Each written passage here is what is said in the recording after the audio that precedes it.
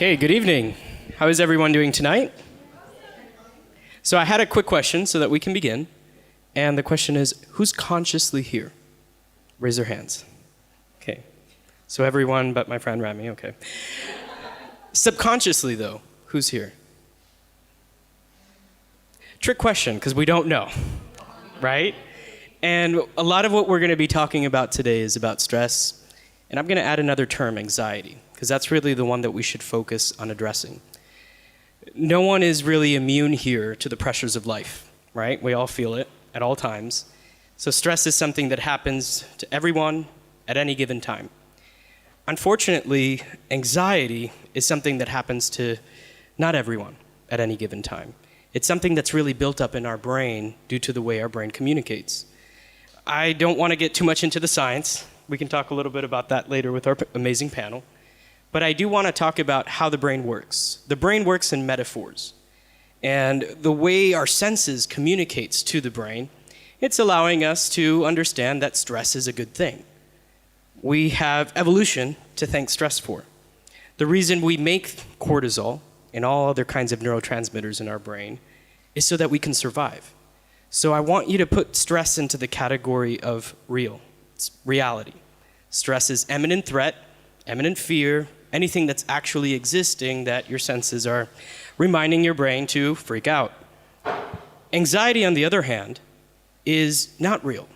It's almost like a UFO, right? A UFO, unidentified flying object. Is it real? Is it not? We don't know, but we think there's something. Anxiety is like that. It's like unidentified stress perception. And when the brain can't validate through our senses that it's actually real, it suffers from anxiety. This state or stagnation between the communication of the brain, in particular the amygdala, right inside in the middle of the brain, communicating with our consciousness, right? Back to who's here consciously. There's a break in communication. Suddenly we are feeling the effects of stress, which we know adrenaline increases, we know our heart rate increases, and much more damaging things than that. The difference is with stress, that little bit of anxiety, if you will, that little bit of a demonstration, physical feeling of the actual stress, it's good. When we've done studies on both animals and humans, we really notice that stress leads to other emotions, not just fear and anxiety, etc. It also leads to compassion, to happiness, to pleasure. So stress is a good thing. Anxiety is not. Who here has driven through a traffic light and doesn't remember if it's red or green or yellow or whatever color it was, right? It's the same thing with, what did I have to do? Did I do it? I'm not sure. You placed it. Life happens a lot in the subconscious. And what do I mean by that? Up to 90% of everything we do at any given moment, it's subconsciously happening. So our brain isn't actively or consciously addressing every movement, every breath, every single function it's doing at that moment. We have an amazing panel tonight where we get to dive into the science, the technology, and most importantly, the people-driven efforts that can help address mental illness and mental health. When we talk about stress, I can't repeat this enough, but stress is positive. Stress is a very good thing. It's why we survive. The difference is when we have stress, real stress, it's short-term, it's momentary. When we have long-term stress, that's what's anxiety. And when we're looking at the effects normal, real stress has on our body, it's okay for the body to deal with that for a few minutes. But over a long period of time, it's impacting our sleep. It's impacting how our organs function.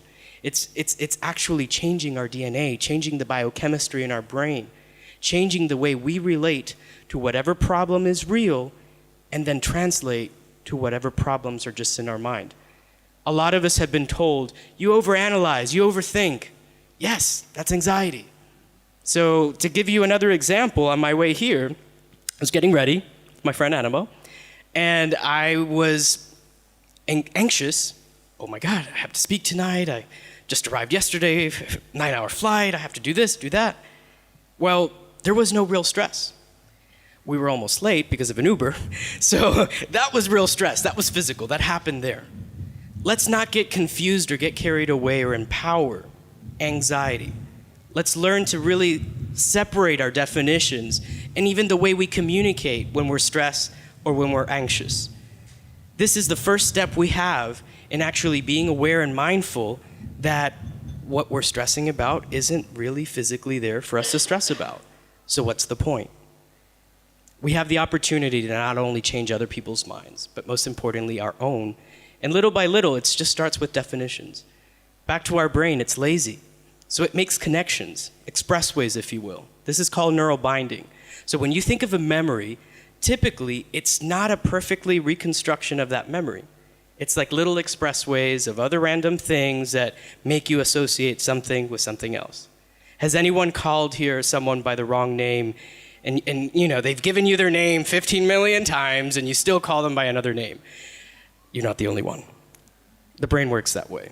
And we have an amazing panel today with Mr. Tom Middleton. So please give an applause for Tom.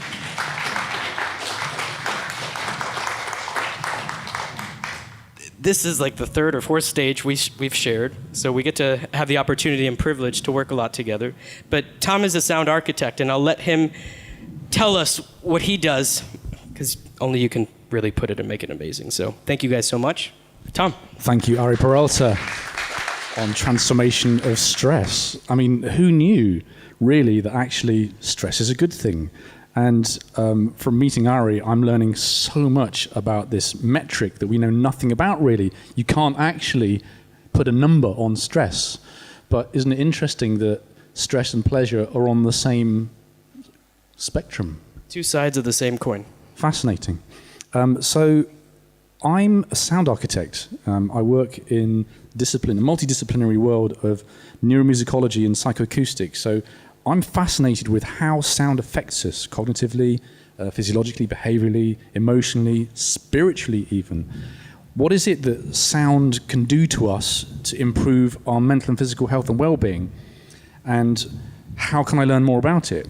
So coming from a background as a classically trained pianist and cellist, playing in an orchestra, getting into electronic music in the early 90s, I've discovered the Aphex Twin, fell in love with this incredible electronic music movement, accidentally became a DJ, toured the planet, played in 49 countries, and realized that I've actually impacted millions of people just playing music and sharing music.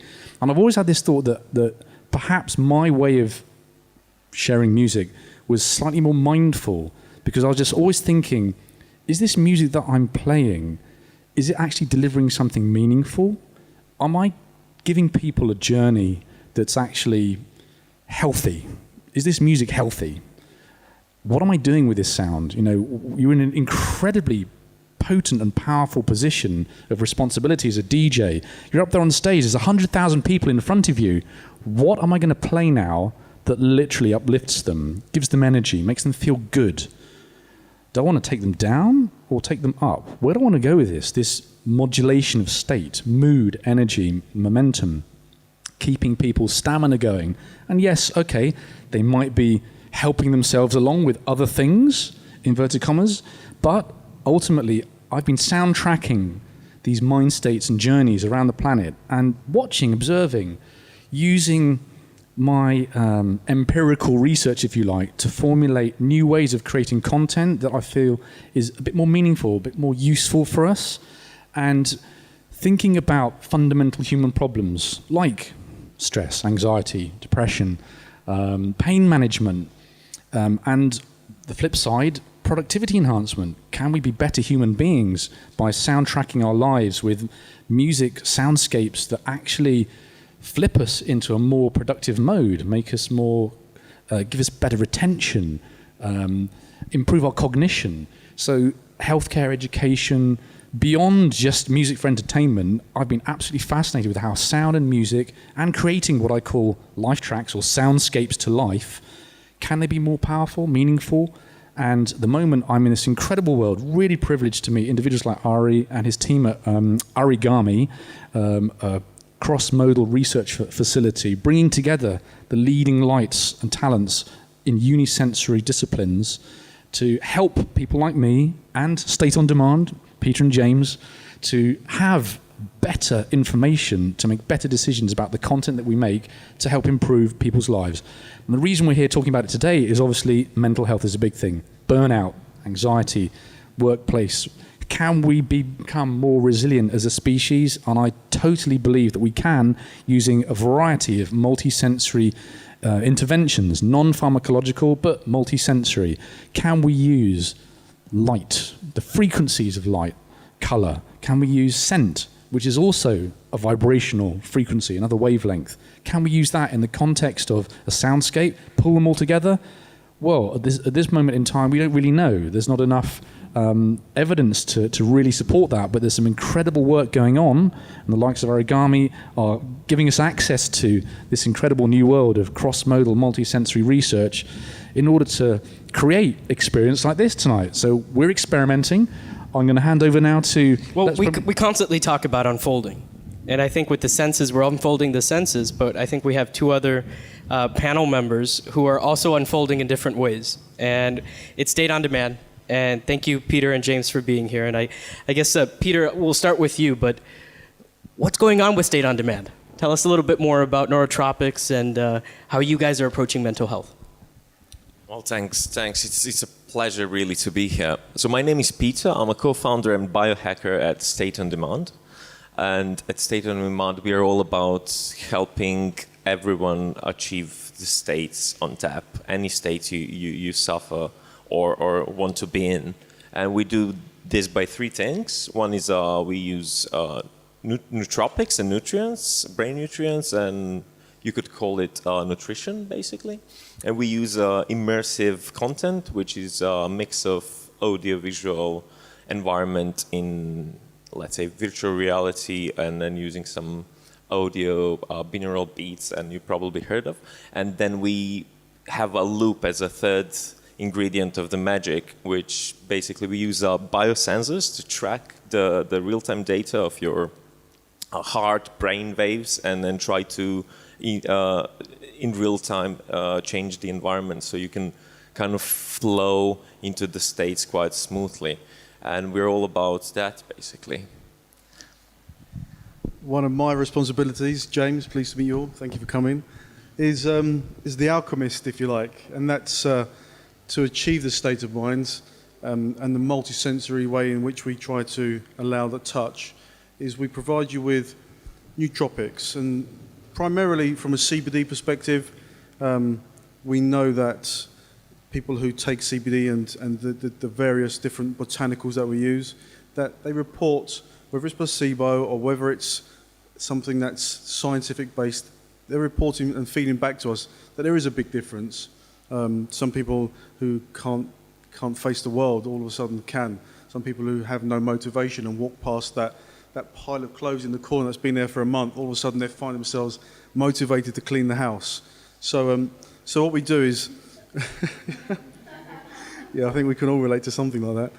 What we do is that we take some of the nootropics, and as Peter referred, as perhaps nutrition, and then we introduce certain botanicals, and it's just botanicals, to allow you to achieve the state of mind that you're going for. And we have brought some with us tonight, and I'll just give you an example. One of the things we bought are gummy bears. And if you look around the room, everyone's smiling. And you haven't even had them yet. Crazy, isn't it? Gummy bears make people smile. I don't know why, but it does. Every time we say gummy bears, people are, oh, gummy bears, and it gives you that happy. So we're going to give them out, and we've got some oils, and we've got some products tonight that are going to make you feel good, and some are going to make you relax. So, for example, we've got some chill pills. We've got some chamomile tea with some hemp flower, some CBD-rich hemp flower that we farm. So there are products. We've got some menthol and menthol eucalyptus spray. So we're going to just spray with your fingers. Is it real stress or is it anxiety? Think about it. It's just technical. We're going to invite you to spray into your hands and then just rub it into your face. Rub it on some muscles, you'll feel relaxed. There's wintergreen and there's pine, and there's all this good stuff in there that's gonna really smell nice and make you feel good about things. We've got some valerian, that'll later on, or you may want to come in here and just chill. So, and then we've got some wild orange, some citrus. It's going to be uplifting. We've got some avocado and some rosemary and clary sage. And essentially, we're going to try to help you achieve different states of mind by using these nootropics and botanicals. Okay, so I'm going to hand back over to Ari for a moment, and I'm just going to give you some products, and you can all just share as we're talking, okay? So I'm going to hand out some goodies. We like goodies. So, one of the interesting things James just mentioned, especially with the brain and the brain chemistry, is back to the association. When he mentioned gummy bears, it's because we have a neural pathway that's been built to give us kind of a happy memory when somebody says gummy bears. The same thing when he said something smells nice. What does that mean, something smelling nice? It's really our neural pathway that when someone is nice or kind, we like that. That is that connection the brain makes. The brain accelerates that process. Peter, you mentioned biometrics. And I think biometrics is huge because it's changing everything we do. And it's allowing us to really understand the other layers of what it takes to be human. That 90% or so that's subconscious. And I know Tom and I get to work a lot with biometrics, trying to connect it with the senses. But what connections are you making with the subconscious and with biometrics on feeling good or feeling happy? Well, you guys are doing a fantastic job. What I can see from the studies you've published so far, so from our side, we try to tackle to basically unlock those brain receptors that would lock your memory in. If you have like a memory that you are anxious of, or you have stress in certain environments or colors, basically. And we do this with nootropics, with certain brain nutrients that would just kind of pour the snow on your brain, and then we would bring you to a hyper-awareness stage with audiovisual enhancement. It's basically cognitive and emotive enhancement in both. And when we do scan the brains, we usually use those quite popular Choose Muse. You probably all heard of Muse. It's like an EEG device that you can buy online for only £200 or so. And with that, you can see how our brain waves change, and potentially how you could, let's say, go to one state to another and actually have intrinsic data that you can see. For example, I meditate for over a decade, and I know it works for me, but other people don't have like a validation that it works. With this brainwaves data, you can actually see that this is helping you a lot, and you have reduced the stress or whatever you're suffering from. So I believe that biofeedback is an amazing thing, and it's amazing that it's available to everyone. And I think that's like a global rise of the consciousness on the planet. Is like the second summer of love, and everything is kind of coming together. I guess it comes together also sadly with global warming and our kind of last countdowns. But I think we're just, as a whole humanity, we're trying to get our consciousness to that level that we can measure it and then improve it in real time. And I'm super grateful for the technology that allows us that. Tom, you obviously work with biometrics, and each day you're trying to connect more and more elements of within the body and within the mind with how to elevate that state. Tell us more about how you're taking sound from a unisensory modality to really almost a sensory field. Tell us more about Tom's world. Thank you. So I'll just give you a little example. Utilizing the gadgets that we have on either attached to our wrists, fitness tracking, even a phone, we have an ability to, let's say, have a deep dive inside simple stuff like heart rate, temperature, geolocation. All these things can actually feed into a very interesting way of processing and personalizing a sonic experience, if you like. And initially, one of the things that I wanted to do was work with this combination of breath work and sound, a company called Silent Mode.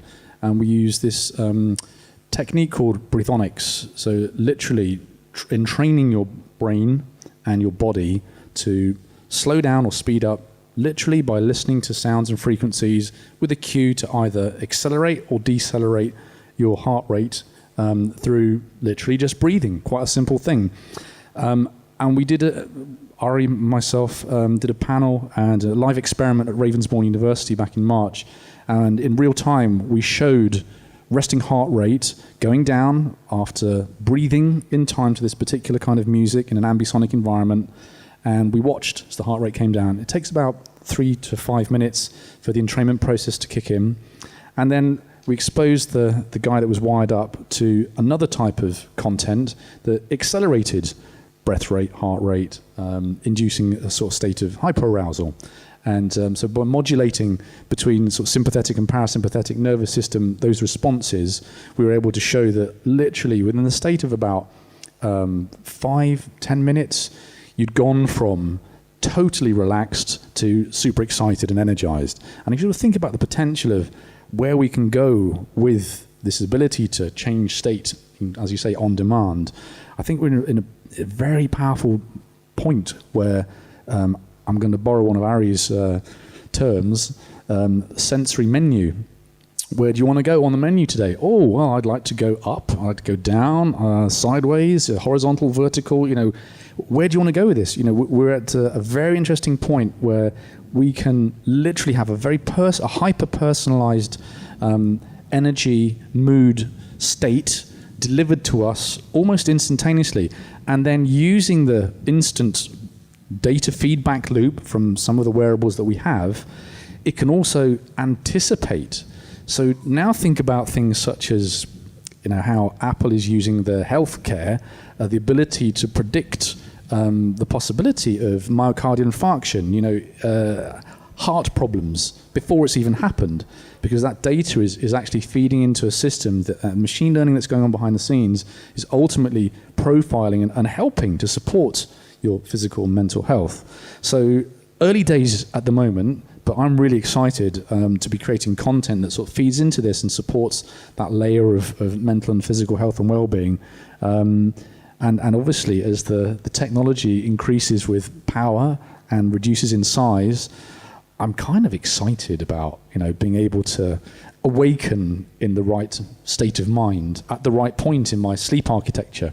One of the other things I've done is trained as a sleep science coach. I don't know if any of you saw the Nick Littlehale's talk on sleep. He's a top chap. Sleep for me is everything. I mean, it's the fundamental pillar of all health, mental and physical well-being, and all of the current research points to that. If you get your sleep right, everything's going to be fine. Hence why later on I'll be playing some of my psychoacoustic sleep soundscapes, and maybe you'll fall asleep, but that's probably not really what I want to do this evening. So I might play some other types of soundscapes that aren't too sleepy.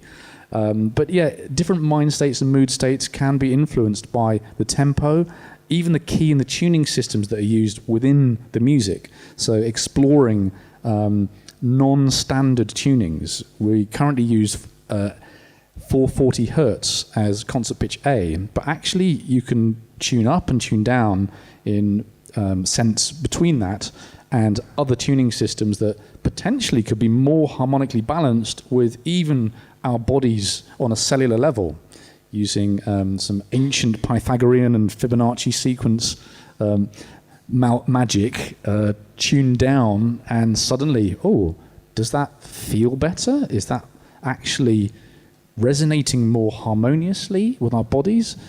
Using such techniques as cymatics, you can view frequencies, you can look at what's going on an atomic level, particularly things like water, and even view beautiful sacred geometrical shapes and forms that only align with certain tuning systems. Now, these shapes and forms that we see in nature, if they're replicated via the physical visualization of sound and frequency, I'm pretty sure there's some things to explore there, and I'm sure Ari and his team will be able to help me with that. Well, I think for us, we really truly define technology as anything that allows us to understand our biology better.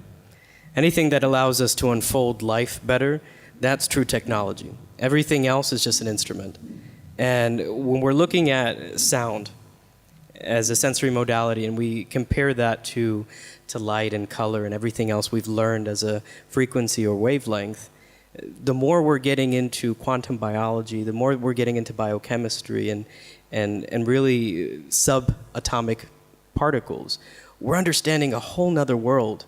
Just like when Galileo built his telescope and showed us really more of the world and the universe that we live in, we're now just peeking inside. And a lot is going on. And when Tom was talking about the sympathetic system and how the brain regulates our emotions, our heart rate, and some of the other biometrics that we measure, that's all happening through electrical expressions in the brain. So there are wavelengths and frequencies happening there, communicating, and that kind of communication is something that we can bypass. And I think that's where I'm not a huge fan of the word biohacking, because I think people have a double-noted, I think, identity with that word. But I do think that we're trying to improve that bypass. We're trying to improve whatever patterns are negative. How can we enhance that? How can we use sound? How can we use other frequencies, including smell, and really help the brain realize what is real, stress, and what is not, anxiety. I think something else that really brings us all together here is this topic, obviously, of mental health, which is not a topic. It's something that affects and impacts anyone and everyone at different moments in our lives, or sometimes multiple times a day. But it's not just mental health that's having an issue here. Those aren't just the grim statistics. Unfortunately, we're seeing the same kind of alarming statistics with sleep deprivation, something that Tom mentioned as well. But also with all kinds of different diabetic concerns and issues with food intake, etc. All of these things are the same thing. We're just categorizing it differently. So it's going to take a team of innovators, of entrepreneurs, of people who come from one field and really are training or learning about another field. And it's not just us as quote-unquote experts that get to talk about this. You'll discover this on your own. These things are all interlocked and interconnected. The more we use the technologies that we're partnering with to really unravel and unfold the human being and human nature, the better we're understanding how they're connected. But when we don't sleep, so much happens. And I know you're a sleep coach, correct? Bad stuff happens. Can you walk us through some of what's happening in the body? Oh, good grief! It's I mean, did Nick go through the bad stuff with you? I don't know if he did. Normally Nick kind of goes through this is what you have to do to sleep better, very quickly, and I love his presentations. I would say that you want to be looking at literally every part of your mental and physical well-being are impacted negatively if you have suboptimal sleep. Below the threshold of 5 complete circadian cycles, which is 7.5 hours. That's the benchmark. People talk about 8 hours, but you're probably including the 20-minute window of sleep onset. So 8 hours is normally talked about, but actually 5 complete 90-minute cycles is 7.5 hours. And that is your kind of sleep architecture that we're talking about here, going through the different sleep stages. Your body needs to get into deep delta wave, the lowest level, if you like, within your sleep, in order for it to repair, recover, and even do a thing called a brain flush detox. The brain plaque, which builds up and can impact disease like Alzheimer's and dementia. If your body doesn't have an opportunity to get rid of it, to metabolize and excrete it, you will have this possibility of mental health problems later on. So sleep, even the problems we have now, we say we've got enough sleep, but did we have quality sleep? Did we get into that deep delta wave mode to actually deliver what we really need to get the best quality of sleep? Unlikely. It's a bit loud out there. And we think anxiety is driving this.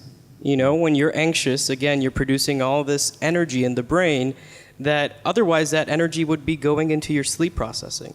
Otherwise, that energy would be going into your digestive system and other systems within the body that are being neglected because the fake stress or anxiety is taking over and taking over most of your processes. James, I know you are Mr. CBD. And at Arigami, we don't endorse anything. We like to test it. We like to research it. But I want to know more about why the fascination with CBD. What are some of the benefits you're seeing experienced by your customers? I first was involved in CBD about 3 or 4 years ago, and we had some gummy bears, funny enough, and people were coming in and asking what they can do, and some people coming in with anxiety. So these 3 guys come in, and they were completely unrelated, and they started to take some gummy bears from us. And within about 7 to 10 days, each one of them come back completely separately and said, "This has changed my life, completely changed my life. We now sleep properly, go to bed, wake up in the morning energized, and they have no more concerns, no more worries, and they believe that they'd solved their anxiety problems." Now, it could be placebo, and we were having a quick chat outside earlier about placebo. We like placebo. If placebo works, take placebo pills. But that gave me a curiosity for why the different people, unrelated, were coming back and saying exactly the same thing, in fact using the same words. So we started to look at different blends and different types of CBD and different strains, but essentially we came up with a structure in which somebody can measure the CBD. It's very basic, and it's kind of a foundation of where we are now. We want to be able to help someone understand and have that verification of what it's not just a placebo, because a placebo it may run out in the end when you get used to it. So what we come up with a small, very basic system where we ask people to score their quality of life, and we're talking about sleep now. So if you have a poor night's sleep every night and you feel tired when you wake in the morning when it's time to get up, give that a score from 1 to 10. 10 being absolutely excellent and 1 being absolutely poor. So give yourself a quality of life score. And people were coming up with 2 or 3, and we're saying, okay, now what's your target? Where do you want to go? What would you feel like if you get to 7 or 8? Do you feel like you'd have achieved? So people would then score 6 or 7. And then we'd say every 7 days, once you've started your CBD journey, every 7 days, now just revisit and give yourself a score again. And after 21 days, then you've got something to track back. You've got some metric, very fundamental, very basic, but you've got a metric.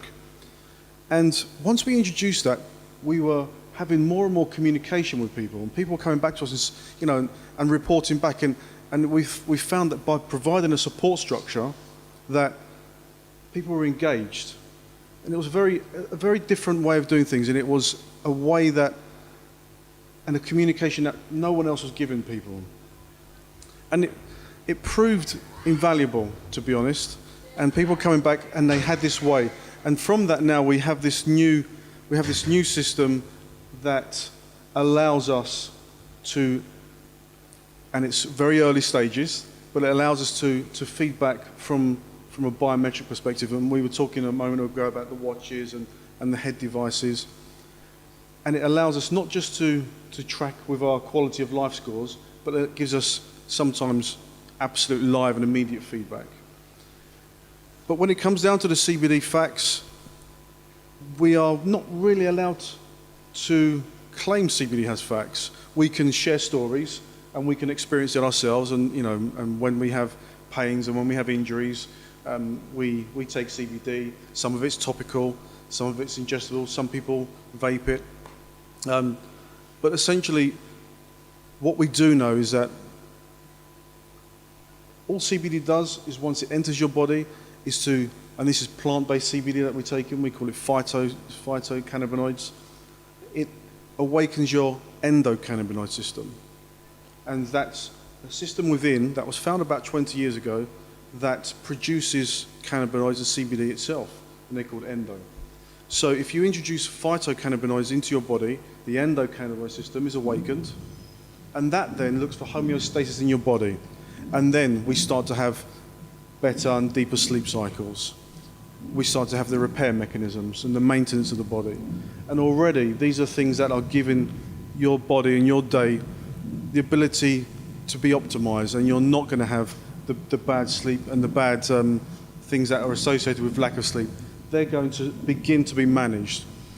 And people report back. I mean, we had one lady. She was in the quite a famous lady, celebrity, and she couldn't leave her house for 3 months. Before that, she was a PR and a manager for bands, and you'd see her on TV once or twice a week in magazines every Sunday, tabloids. But there was one period of her life where she couldn't leave the house for 3 months, and she met us. In fact, Peter and I met her together. She met us and asked if our product range would help. So we said, well, let's give it a try. And she said, well, if it does help, you're going to change my life. And we're like, there's those words again, change my life. Well, 6 weeks later, she came back and she said, it's completely changed my life. And she is now one of our strongest advocates. She stands on stage and she'll talk about that day, that moment when she called us. And it's changed her life completely. And that's essentially CBD in terms of anxiety and stress. And I'm learning. And every day, as my dad always says, bless him, every day's a school day. So I'm learning. I've picked up some real key and gems of knowledge from you guys today. And we've only been speaking outside for 10, 15 minutes. And hearing you guys speak this evening, invaluable. But we're learning that we're all still very new on this journey. And it's really given us the motivation, knowing that what we're doing can help people, genuinely and really help people. And so from that, it's given us the ability to work together. And Peter and I met and decided that with the technology and the bio, if we can bring those two things together and allow you guys to choose that state on demand, if we can marry the technology and the botanicals that we have, if we can bring those together with the sound, with the vibrations. And if you look around, secretly, there are some people in here that are going to be performing and practicing some very, very ancient arts later on, and they're going to be helping you guys achieve different states of mind. So just look around, and it could be the person sitting next to you, but later on you'll see them. They'll be up here. And we're bringing those things together to, yeah, I can see you smiling back there. Bring those things together to help achieve that management, that quality of life. And that's what we're all about. And I think the goal for all of us is really to be able to explore through the conscious side of our brain and be aware of these benefits. During that brief discussion that we were having, we were talking about the importance and the value that technology brings through biometrics, but more than just biometrics. I mean, for us in the research lab, biometrics is really just validating whatever response that before was just done through a survey. And I have a quick audience question. How many of you, right, already? She already knows. Maybe that is working, we'll see. But how many of you do things that you shouldn't do, but you do it sometimes anyways, and come on, it's an all-room thing. Well, all of us are like that, and that is because we have a conscious effort to be aware that it's not good for us, but subconsciously, nope, that's not going to process. And that's why our body still gives in. So I think it's really important that we now take those biometrics and make that accessible for people engaging with technologies like yours and with products like yours, so that you can at least evaluate for yourself. Is there more change happening than what you're consciously aware of? And that's where we get back into the conversation of fake stress and real stress, anxiety and real stress, so that you can actually see some of these developments that we get to see on a computer screen, but you're not interested in seeing what has science backed and what hasn't. You're wanting to see results. So Peter, you were talking about how important that is for you guys to somehow provide people and customers in general the ability to measure up, if you will, to be able to see those changes.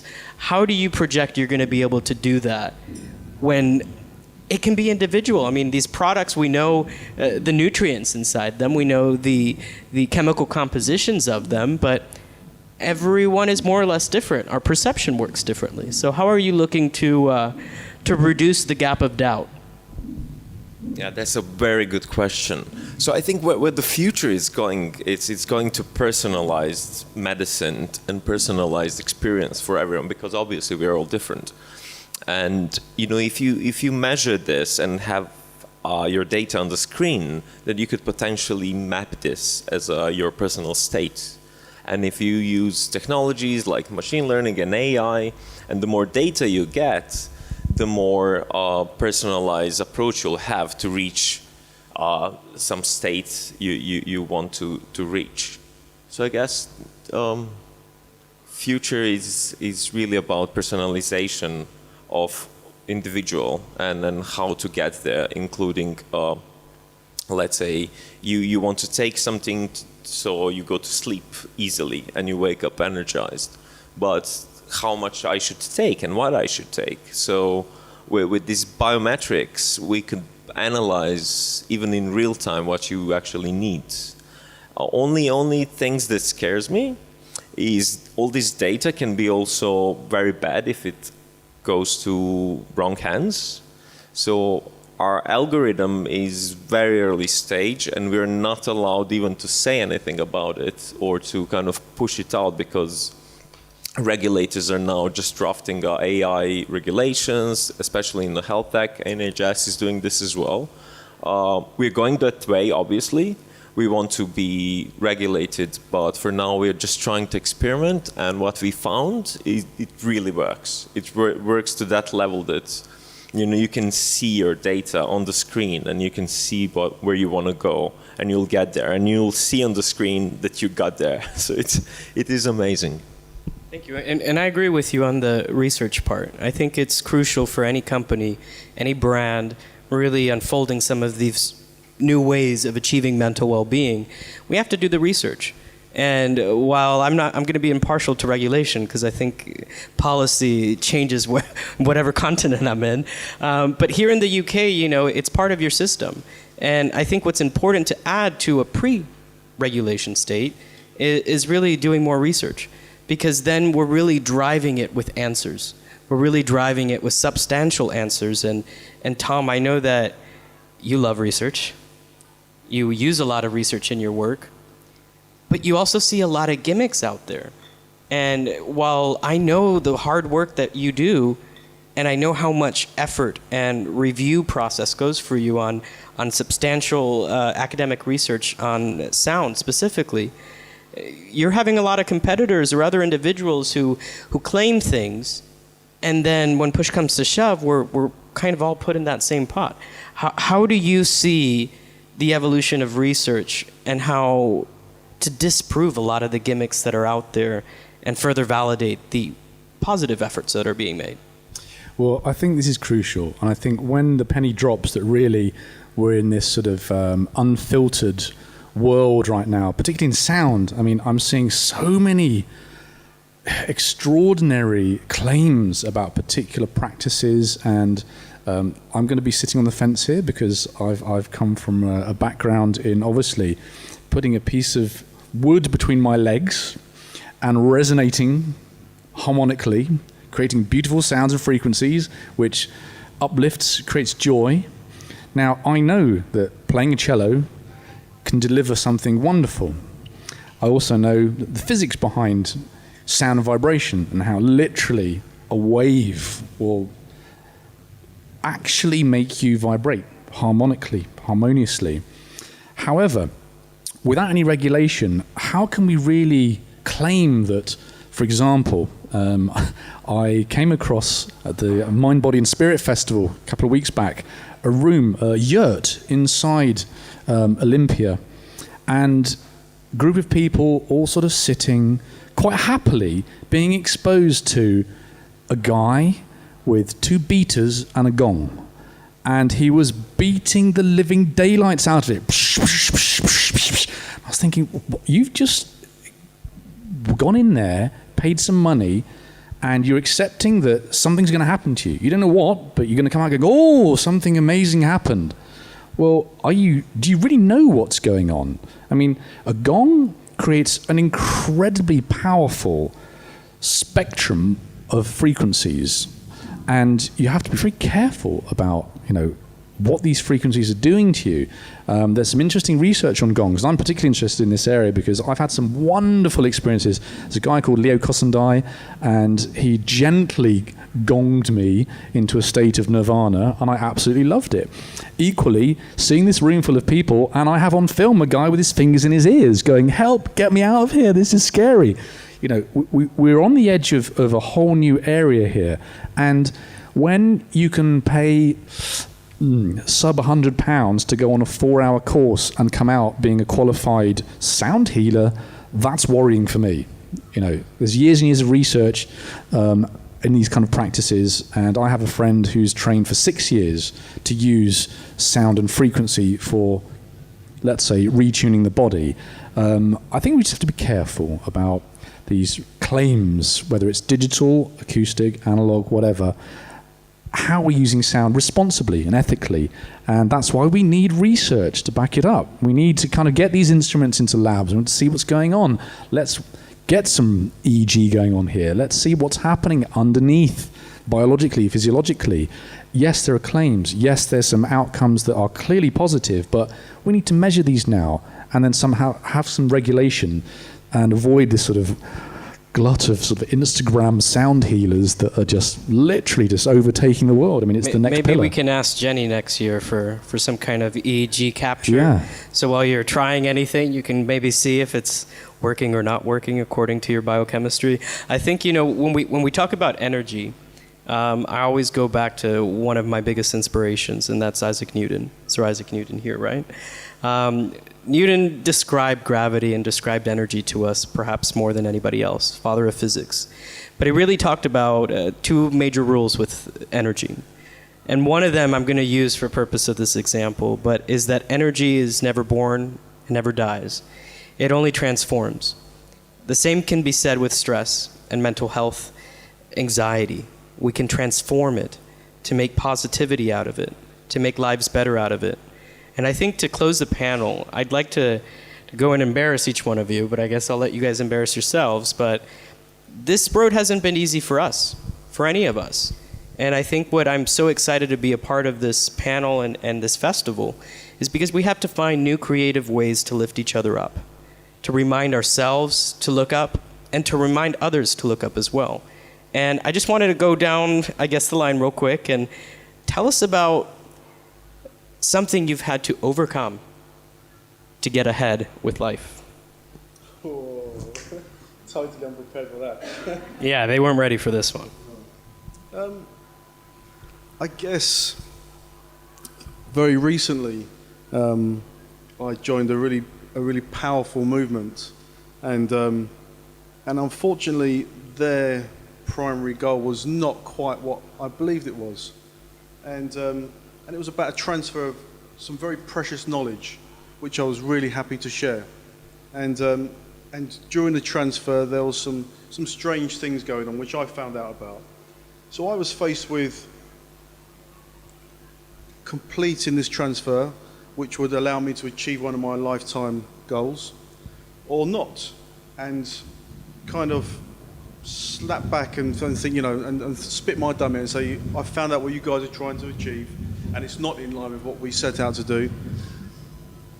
But it wouldn't be the right thing. So I overcome my, I guess, ego, my inner no, to continue on and hand over some really, really precious knowledge in order for this organization to essentially use that knowledge against against the greater good of that knowledge to make money. It was a money thing.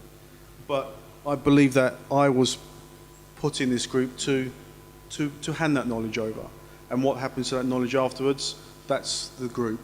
And I wanted to achieve my goals, and it was very difficult because I had the emotions and the anger to say, no, don't do this, you know, they only want what that, and I managed to overcome my inner no and hand that knowledge over, and it felt good.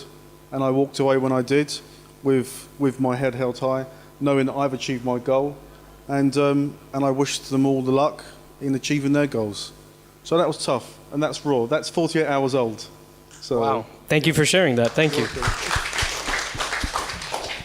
Well, for me to get ahead, it took becoming a dad and saying, hold on a minute, I'm getting back in at 4 or 5 in the morning and I've got to click instantly into dad mode and then do a school run. That's just not quite going to work. I mean, grumpy dad, dangerous dad. I mean, this was like a reality check.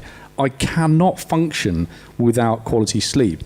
And I realized that a lot of things were being compromised. Fundamentally, it was being a dad. And I didn't want that to happen moving forward. So I had to make a very, very big decision.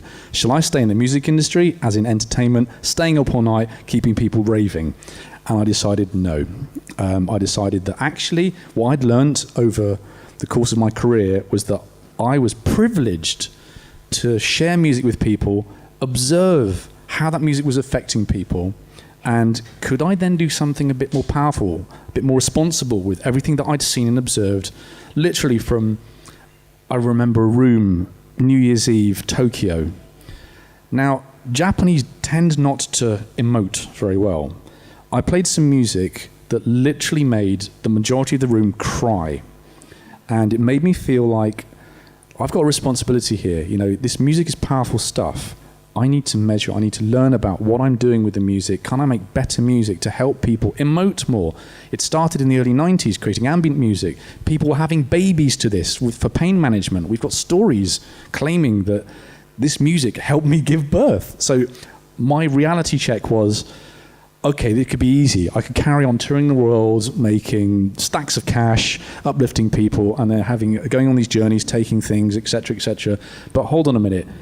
Can I just help people more, be of more use, be of more service to mankind, and use what I'd learned to make transformational, purposeful, meaningful music content? And yeah, I took a big hit. It really hurts when you go from a lifestyle where it's like private jets and luxury accommodation. And you know what? It's been totally worth it, because to have one individual come up to you and say, thank you, you made a difference to my life. You've saved my life. That means everything to me. And when you've done that, there's no turning back. You just want to help more and you want to learn more. And so my curiosity has peaked massively. I've become more interested in the world of academia, immersing myself in that world, trying to learn as much as possible. I mostly read research papers now just to try and get to the bottom of what it is that I'm here to help people with. So that was it. It was the conversion from being an international DJ to dad mode, a bit more responsible dad, and making content to help people.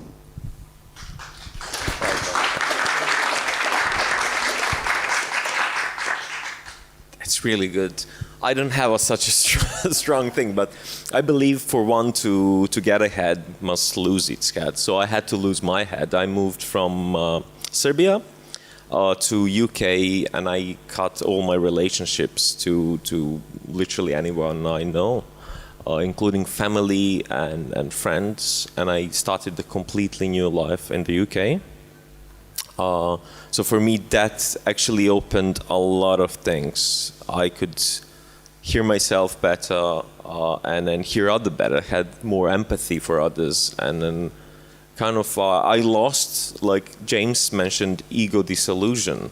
I completely lost myself in order to find a new person that could actually have a purpose or a mission to kind of help others, to provide any tools that could also open doors to different things for you to explore.